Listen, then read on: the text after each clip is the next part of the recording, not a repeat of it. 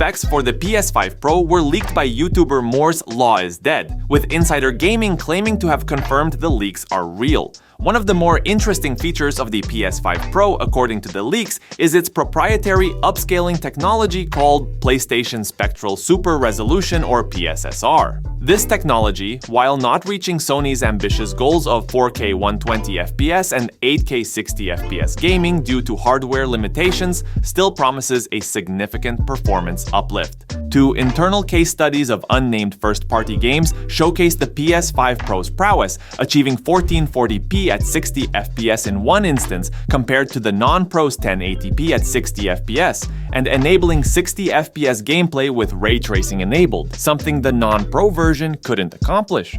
The PS5 Pro still has the AMD Zen 2-based CPU found in its predecessor, but now the Pro introduces a high CPU frequency mode, elevating clock speeds to 3.85 GHz, marking a 10% increase over the regular PS5. The real performance upgrade lies in the GPU department. Leaked specs suggest a significant leap in rendering performance, with a reported 45% increase compared to the standard PS5. Furthermore, the PS5 Pro's GPU reportedly utilizes specialized BV8 traversal shaders. This innovation, as revealed by known leaker Kepler on Twitter, doubles the ray tracing throughput per cycle, resulting in a remarkable 2 to 3 times, even 4 times improvement in ray tracing performance over its predecessor. As for storage and design, the PS5 Pro is speculated to retain 1 TB of internal storage and a detachable disk drive, similar to the PS5 Slim variant. The leaks suggest that the PS5 Pro could hit store shelves as soon as the holiday season, but good luck trying to get one when there's high demand and the potential scalping that's definitely gonna be happening.